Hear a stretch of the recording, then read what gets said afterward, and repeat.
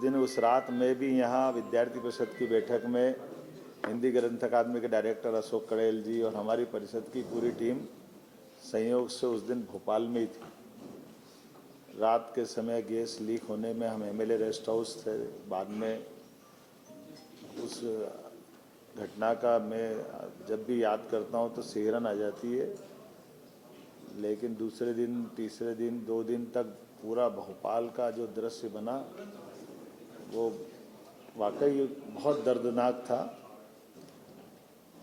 फिर घटना के 20 साल बाद तक भी निष्ठुरता की सीमा तोड़ते हुए तत्कालीन शासन व्यवस्था ने न तो उसको चलने से रोका, न इसके भविष्य का परिणाम से उनको कोई असर हुआ।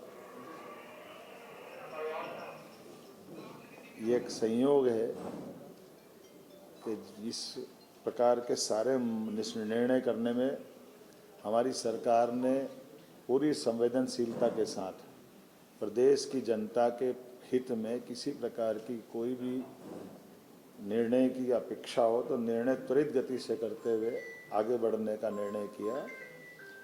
माननीय उच्चतम न्यायालय, उच्च न्यायालय, सभी प्रकार के विभागों के अलग अलग परामर्श, सभी प्रकार के सुझावों के बलबूते पर हमने भोपाल से लगभग 358 टन यूनियन कार्बाइड का कचरा, जिसमें 60% से ज़्यादा स्थानीय मिट्टी है, लगभग 40% सेवन नेफ्थॉल और अन्य प्रकार के केमिकल से जुड़े अपशिष्ट हैं। सेवन नेफ्थॉल रेसिड्यूस मूलतः मिथाइल आइसोसाइनाइड और कीटनाशकों को बनाने में सह उत्पाद की भूमिका में रहता है और इसका जहरीलापन भी वैज्ञानिकों के शब्दों में 25 साल में लगभग पूरा हो जाता है। ये उल्लेखनीय बात है कि घटना को 40 साल हो चुके हैं। ऐसे में स्वाभाविक रूप से कई सारी जो आशंकाएं हैं, उन आशंकाओं का अपने आप इस बात का उत्तर मिल जाता है। और ये इस बात का भी उत्तर है कि 40 साल से ही हम सब उस कचरे के साथ भोपाल में रहते आए। ऐसा नहीं कि कहीं से आ रहा है, भोपाल में ये कचरे के साथ ही सारे लोग रहते आए हैं। तो इसलिए इस चीज़ को स्मरण में भी रखना है कि जिस बात को तथाकथित लोग एक आशंका से मन में लाते हैं, उनके लिए सारी बातों को समझाने के लिए मैंने बात कही है। इस कचरे के निपटान की प्रक्रिया में दुनिया में शायद ही इतना गहन परीक्षण किया होगा।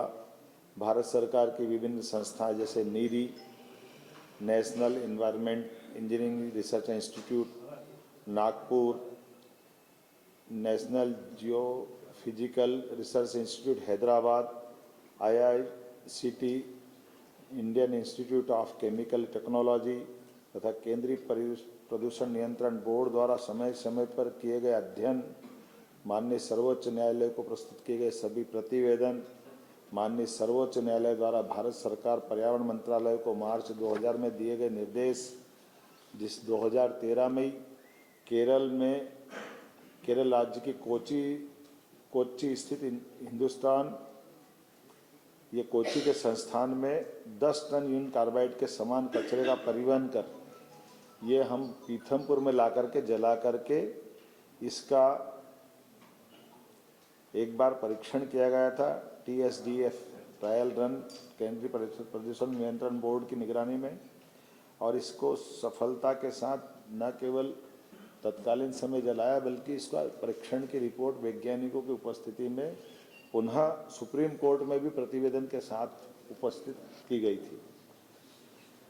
सर्वोच्च न्यायालय द्वारा प्रतिवेदन के निष्कर्षों के आधार पर 2014 अप्रैल में पुनः UCIL कचरे का 10 मीट्रिक टन ट्रायल भारत सरकार पर्यावरण वन जलवायु परिवर्तन मंत्रालय नई दिल्ली के निगरानी में TSDF पीथमपुर में पुनः इस प्रकार का इसका परीक्षण किया गया था और वीडियोग्राफी भी कराई थी।